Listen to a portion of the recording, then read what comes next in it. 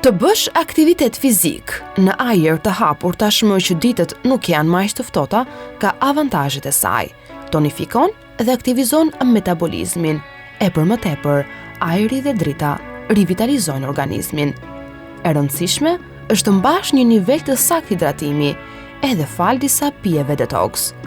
Me barërat e mirëqenies mund të eliminosh toksinat, fryet e barkut dhe të shijosh mrekullitë e ndjesisë lehtësisë. Përgatisni çajrat vetë në shtëpi dhe është një mënyrë shumë e mirë për të nisur ditën. Nëse vuani nga dehidratimi, duhet t'i kushtoni rëndësi të veçantë momentit se kur pini. Është mirë të hidratoni organizmin në mëngjes dhe gradualisht gjatë ditës. Vanilje, lule portokalli kanë veti relaksuese. Shfrytëzoni erën e tyre për të evituar urinë, sidomos kur afron ora e drekës. E jo vetëm kaq.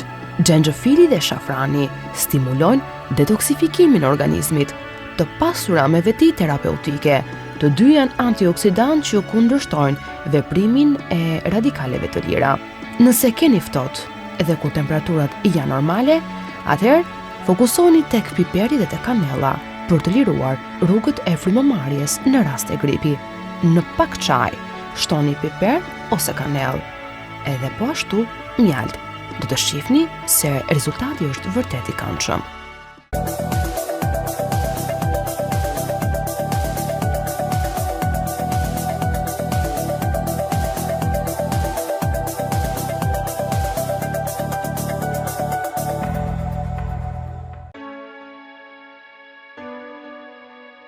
Studiuesit kanë zbuluar se ushtrimet e vogla, si 20 sekondëshe, kanë më shumë përfitime për zemrën.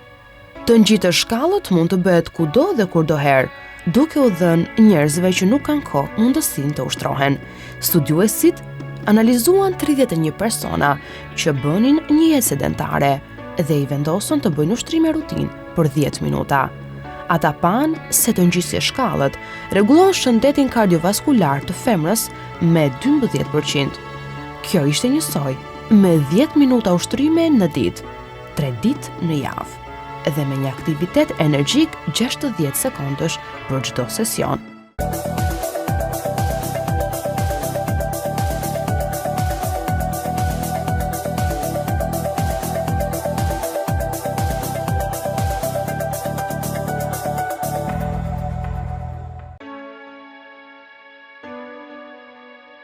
Vaji livandos është një produkt i shkëlqyer bukurie për kujdesin e lëkurës, fal aftësisë të qetësuese dhe pastruese.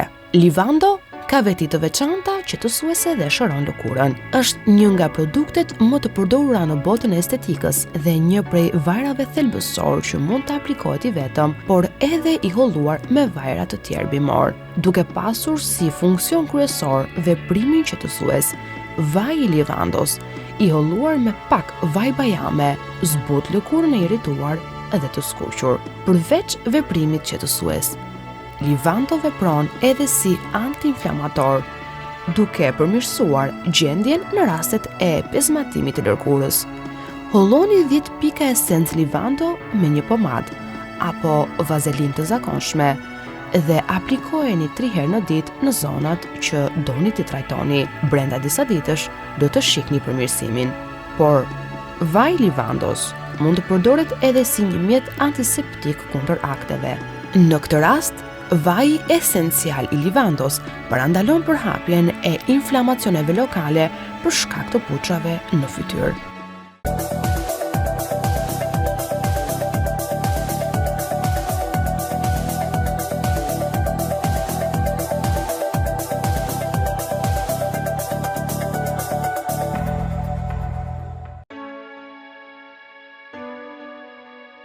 Kur bëhet fjalë për shtëpinë, nuk është gjithmonë më e mirë ajo e madhe. Në fakt është e kundërta e asaj që besojmë të gjithë. Të jetosh në shtëpi të vogël ka disa avantazhe. Të kesh vetëm pak metra katror të stimulon kreativitetin dhe ndihmon në rregullim fizik dhe mendor. Nëse nuk keni të bindur, dëgjoni këto këshilla. Të kesh pak hapësirë në dispozicion të detyron të mendohesh 2 herë se si ta redosh. Pra, me pak fjalë, duhet të keni ide të qarta për të gjetur zgjidhjen më të mirë dhe më të përshtatshme për hapësirat dhe shijet tuaja. Shmangni blerjet impulsive dhe kurseni para. Një nga avantazhet më të mëdha të një shtëpie të vogël është sasia e kohës që kursen për të pastruar. Por më tepër është më e lehtë për të pasur rregull, duke sistemuar për ditë nga pak gjërat që janë jashtë vendit të tyre. Kush jeton në shtëpi të vogël, di shumë mirë të përmirësojë çdo hapësirë. Nëse sipërfaqja e apartamentit është e kufizuar, atëherë përdorni hapësirën vertikale. Çdo kënd mund të jetë i dobishëm.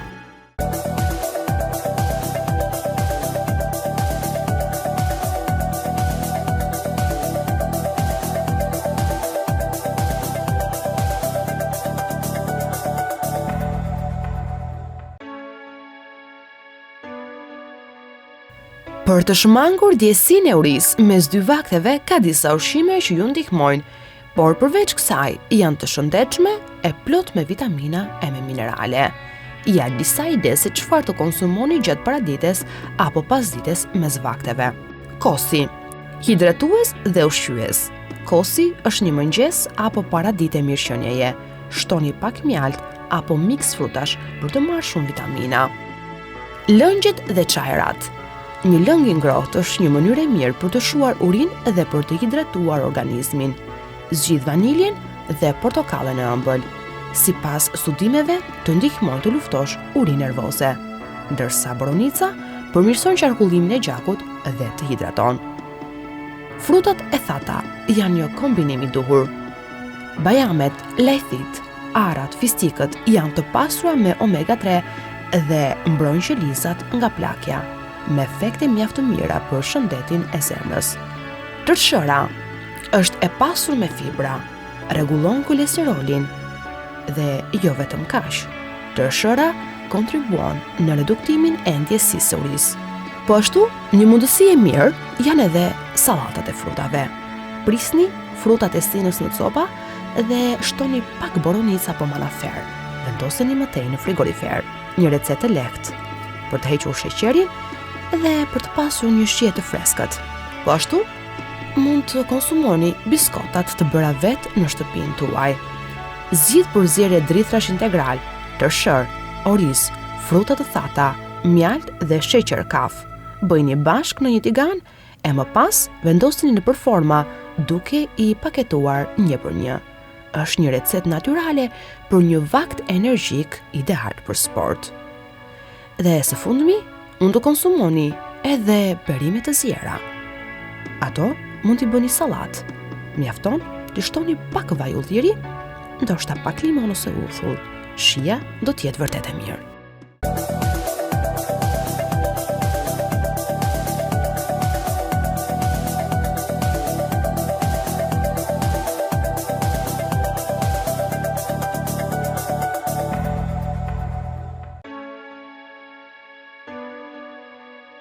Të fjeturit më shumë se 9 orë gjumë mund të jetë një tregues i hershëm i sëmundjes së Alzheimerit.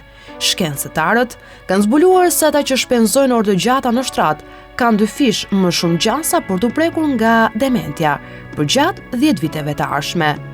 Ndryshimi i regjimit të gjumit, sipas ekspertëve, është tregues se Alzheimer është shfaqur në tru, në atë pjesë që kontrollon zimin, e përpasoj dëmtohet. Shkencëtarët gjetën gjithashtu se ata që flinin 9 orë më shumë kishin volum të vogël të trurit. I duhej më shumë kohë për të procesuar informacionin dhe tregonin shenja të humbjes së kujtesës. Në këtë studim morën pjesë 2400 persona, të cilët u ndoqën për gjatë 10 viteve, duke çuar kështu në zbulimin e të dhënave të reja në lidhje me Alzheimerin.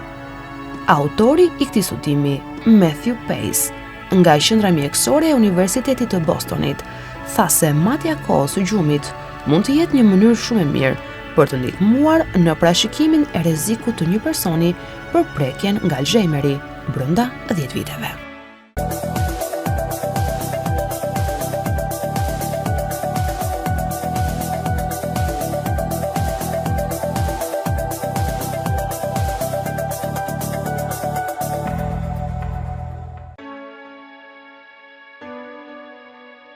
Kos, kafe dhe lëng portokalli janë mundësisht ndër alternativat që të gjithë mendojnë për mëngjes, por jo të gjitha ushqimet janë mirë të konsumohen kur kemi stomakun bosh. Bright Side ka krijuar një listë sipas ushqimeve që nuk duhen konsumuar dhe duhen konsumuar kur kemi stomakun bosh. Ushqimet që nuk duhen ngrënë me stomakun bosh janë brumrat. Sasia konsumuar në një stomak bosh shkakton fryrje dhe kalori të shumta. Po ashtu edhe ëmbëlsirat. Sheqeri ndikon në rritjen e nivelit të insulinës, duke ndikuar në ngadalësimin e procesit të pankreasit dhe duke përfunduar me diabet. Po ashtu, kosi dhe produktet e qumshtit nuk kanë përfitime nëse konsumohen në mëngjes. Duke pasur stomakun bosh, acidi hidroklorik do të vrasë të gjitha bakteret e acidit laktik. Po ashtu, dardha, pasi fibrat e gjendura tek dardha mund të lëndojnë membranën e mukozës nëse konsumohen me stomakun bosh. Edhe domatet përmbajnë nivelet e larta të acidit tanik, i cili rrit aciditetin në stomak dhe shkakton ulçer. Bananet preferohen të konsumohen në darkë, pasi ndihmojnë në një gjumë të qetë. Në një stomak bosh, bananet rrisin sasinë e magnezit në gjak. Po ashtu ushqimet djegëse, pasi sjellin irritim të sistemit tretës. Pijet e gazuara po ashtu dëmtojnë mukozën e membranës dhe reduktojnë furnizimin me gjak të stomakut. Si rezultat, ngadalësohet tretja e ushqimit. E nëse këto ishin ushqimet që ne nuk i konsumojmë, pra është mirë të mos i konsumojmë në mëngjes, atëherë çfarë na ngelet për të konsumuar? Tërshëra. Tërshëra parandalon dëmtimin e murit të stomakut dhe zvogëlon nivelin e kolesterolit në trup. Gruri. 2 lugë të embrionit të grurit mundësojnë rreth 15% të vlerës ditore me vitaminë E dhe 10% të vlerës me acid folik. Po ashtu, veza. Shkencëtarët kanë zbuluar se konsumimi i vezëve në mëngjes do të ndihmojë në përgjysmimin e kalorive ditore të marra. Buka po ashtu, arat, mjalti rekomandohen që të konsumohen në mëngjes, për arsye sepse i japin trupit energji.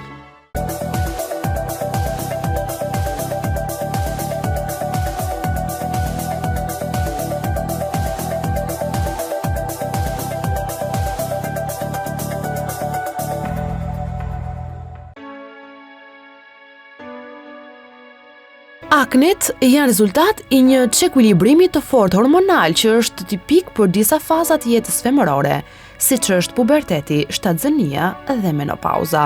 Shpesh ekziston tendenca për ta nënvlerësuar këtë problem.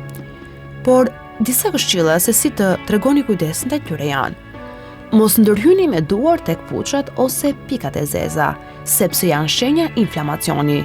Shtypja është e rrezikshme nëse ndërhyrja bëhet në mënyrë të gabuar.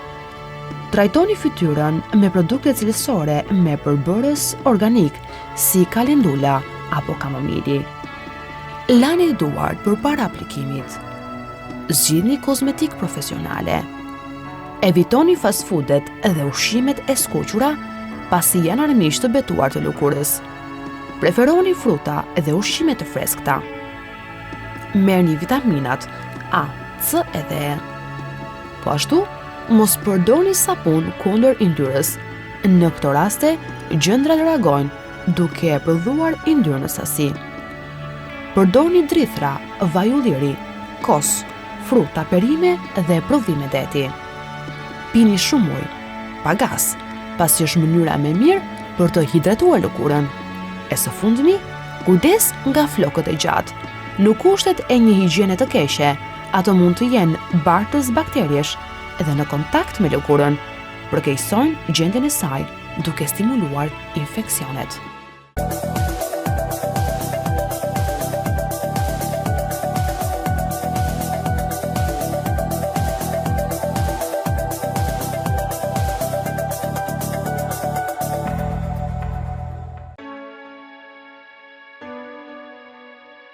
Me kalimin e viteve, lëkura bëhet më e thatë, më pak elastike edhe hollë. Ajo gjithashtu bëhet e ndjeshme ndaj dëmtimeve të ndryshme. E në këtë mënyrë shkaktohen rrudhat edhe vijat në lëkurë. Faktorët e jashtëm, si dëmtimi nga rrezet e dielli, duhani, dehidratimi dhe medikamentet luajnë një rol të rëndësishëm në formimin e rrudhave. Por, është momenti që ju të përgatisni një krem në kushtet e shtëpisë. Dhe çfarë ju nevojiten? Vitamina E është një antioksidant i fuqishëm, që do të thotë se vret radikalet e lira që mund të shkaktojnë plakjen. Dhe vaji i arrosokokosit ka plot acide yndyrore që ndihmojnë për ta mbajtur lëkurën në gjendje konstante, më të qetë e më të butë. Kombinoni përbërësit në një enë, duke përzierë së bashku 2 kapsula të vitaminës C, 2 pika nga vaji esencial i trumzës, si dhe 1 lug vaj të arrës së kokosit. Masazhoni kremin e përgatitur në pjesën ku janë shfaqur rrudhat. Përdorini atë para se të flini dhe më pas do të shihni rezultatet.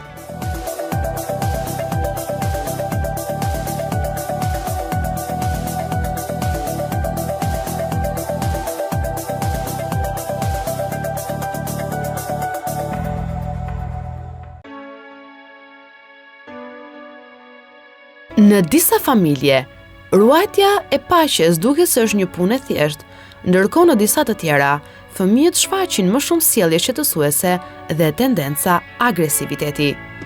Fëmijët që shfaqin sjellje shqetësuese kanë nevojë për më shumë inkurajim pozitiv, në mënyrë që të qëndrojnë në kontakt me njerëzit përreth.